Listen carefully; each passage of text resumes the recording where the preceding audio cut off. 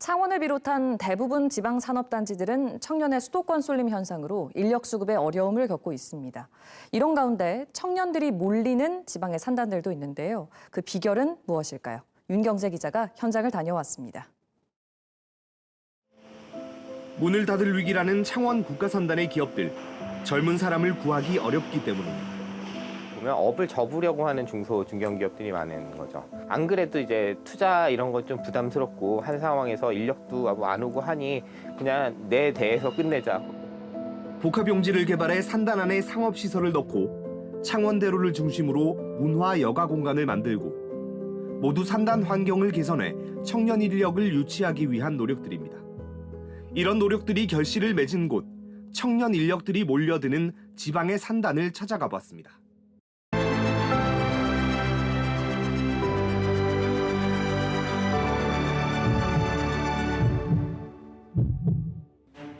최근 북한의 GPS 전파 교란 공격에 우리 어민들이 타격을 입었습니다. 현대전에서 전파 교란은 항공과 선박, 통신, 군 장비에 심각한 위협입니다. 이런 전파 공격을 막아내는 보호 설비를 개발하는 실험실. 이 분야에서 독보적인 기술력을 가진 이 회사는 대전 대덕 테크노밸리 국가산단에 있습니다. 누리호 위성항법 수신기를 개발하는 등 정밀항법, 위성기술에 특화한 방산우주항공 기업입니다. 이 업체는 2009년 경기도 수원에서 대전으로 이전했습니다. 방산우주항공 집적지인 경남이나 수도권이 아닌 대전 테크노밸리에 자리 잡은 이유는 인력 때문입니다. 연구소장이 35살, 기술인력 80명 가운데 60%가 30대 이하입니다. 중소기업이지만 이곳에서는 젊은 연구 인력을 어렵지 않게 구할 수 있습니다. 구성원들이 성장할 수 있는 환경, 특히 젊은 인재들이 잠재력을 폭발시킬 수 있는 환경을 조성해 주는 것이 굉장히 중요하다고 생각을 합니다. 이런 문화시설을 활용해서 복지를 제공할 수 있기 때문에 어떻게 보면은 회사를 선정하는데 이것도 하나의 요소가 되리라고 이렇게 보고 있습니다. 중소기업 위주 산단에 청년들이 몰리는 이유는 배후 환경입니다. 대형 쇼핑몰과 상점과 16개의 대단지 아파트, 골프장과 야구장, 축구장 등 체육시설과 강변 친수공간까지 모두 걸어서 10분 거리 안에 있습니다. 화장품과 신약을 연구 개발하는 이 업체도 그래서 이곳에 자리 잡았습니다. 핵심인 연구 인력 50명 대부분 20, 30대입니다. 대전에서도 이제 산단이 여러 개가 있는데 다른 산단 지역은 조금 사람들이 좀 감소하는 편입니다. 젊은이들이 많은 관심을 갖고 있는 곳이 바로 이 지역입니다. 대전에서 이제 자기가 생활을 하겠다고 하면은 테크노밸리 안에서 근무하겠다는 생각을 많이 갖고 있습니다. 직원들은 주거와 여가 생활에 모두 만족합니다. 제가 새벽에 이제 수영을 다니기도 하고 이제 회사 출근해서 좀 이제 5시 반에 퇴근을 하면 그 이후에 또 대학원을 다니거든요. 그래서 그 부분에 있어서 되게 접근성도 굉장히 가깝고 정말 환경도 좋고 그래서 이제 출근하는 길이 저는 되게 약간 행복하다? 약간 그런 느낌이었어요. 일과 삶의 균형, 이른바 워라밸을 맞추기 좋은 곳이라는 겁니다. 젊은 인재들이 몰려들고 있는 지방의 산업단지들.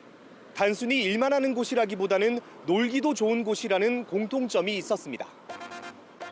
즐비한 옷가게와 개성 넘치는 외관의 건물들, 각종 운동시설과 맛집들까지 최근 광주에서 젊은이들이 가장 많이 찾는 시리단길입니다.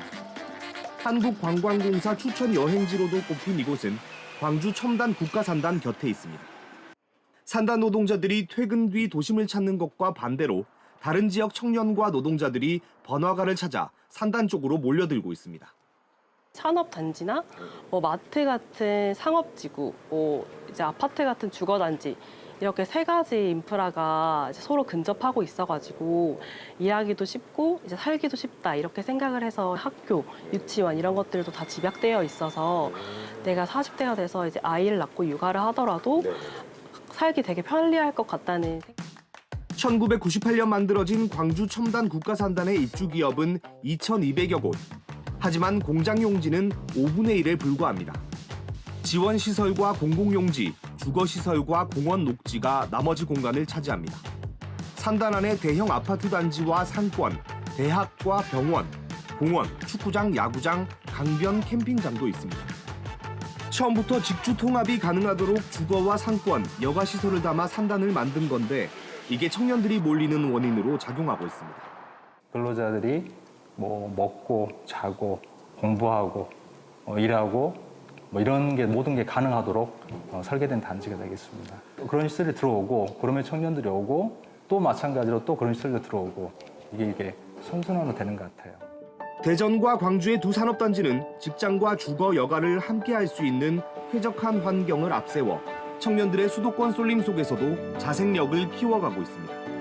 KBS 뉴스 윤경재입니다.